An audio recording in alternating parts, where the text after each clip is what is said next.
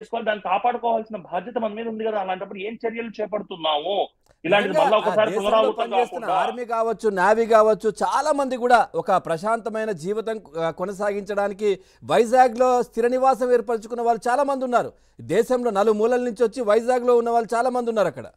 ఇప్పుడు అందరికీ అవునండి, అవును. ఇబ్బందికర పరిస్థితే సార్. అట్లాగే అది ఇబ్బందికర. ఏదైతే ఈ పోర్టుకు ఇట్లాంటి కంటైనర్లు డ్రై ఈస్ట్కి సంబంధించి నెలలో ఒక 5-6 వస్తున్నాయంట. సో గతంలో వచ్చిన వాటిపైన కూడా ఒక ఎంక్వైరీ కావచ్చు, దాని డీటెయిల్స్ కావచ్చు, ఇవన్నీ తీసుకునే ప్రయత్నం చేస్తారనుకోవచ్చా? చేయాలండి. ఇప్పుడు ఇట్ హ్యాస్ ఓపెన్ పాండోరాస్ బాక్స్ అనేది మనం నెగిటివ్ సెన్స్ లో అంటుంటాం పాండోరాస్ బాక్స్ అని.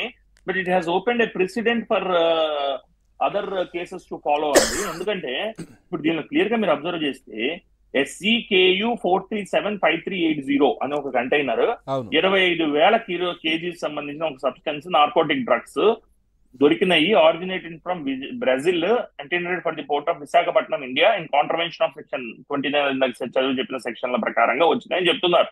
ఇది ఎవరికి ఇచ్చారు? కన్సైన్ ఎవరు అంటే ఎవరి పేరు మీద వచ్చింది? ఇందాక నేను చెప్పిన ఆక్వా ఎక్స్పోర్ట్స్ ప్రైవేట్ లిమిటెడ్, ఆ company so aqua exports private limited సంబంధించిన కంపెనీకి వచ్చినాయి.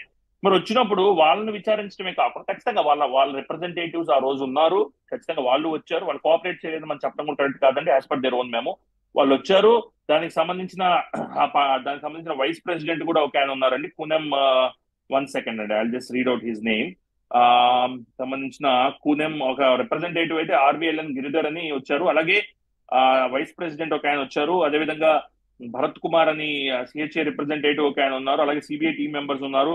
అదేవిధంగా చంద్రశేఖర్ అని ఒక ఆయన వచ్చారు, ఇండిపెండెంట్ విట్నెస్ గా ఉన్నారు ఆయన. అలాగే పూనం హరికృష్ణ అనే ఒక వ్యక్తి డైరెక్టర్ గా ఉన్న ఆయన కూడా అక్కడ అవైలబుల్ ఉండడం జరిగింది. ఆయన కూడా ఖచ్చితంగా అక్కడికి వచ్చారు. ఇన్వెస్టిగేషన్ ఎలా జరగాలంటే ఇప్పుడు నేను ఒక విషయం చెప్తాను ఇక్కడ. నన్ను క్వశ్చన్ అడిగారు మీరు, వీళ్ళకేం సంబంధం లేదంటారా? ఈ ఆక్వా ఎక్స్పోర్ట్స్ ప్రైవేట్ లిమిటెడ్ వాళ్ళకి సంబంధం లేదంటారా అని. సంబంధం ఉందా లేదా అని చెప్పాల్సింది ఒక న్యాయవాదిగా నల్లకోటు వేసుకున్న నేను, లేదా ఒక జర్నలిస్ట్ గా అక్కడ కూర్చున్న మీరో కాదండి. CBI ఒక ఇన్వెస్టిగేటివ్ ఏజెన్సీ. వాళ్ళ సంబంధం ఉందా లేదా తేల్చాలి, వాళ్ళు ఖచ్చితంగా తెలుస్తారు. నేను ఏంటంటే నా యొక్క ప్రేరేపణతో వచ్చాయా, లేదా నేను రావాలని అనుకున్నాను కాబట్టి వచ్చాయా డ్రగ్స్, లేదా ఎవరన్నా ఆ డ్రగ్స్ అందులో పెట్టారా అంటే. ఇంకొక డౌట్ కూడా చాలా మంది క్వశ్చన్ రైజ్ చేస్తారు.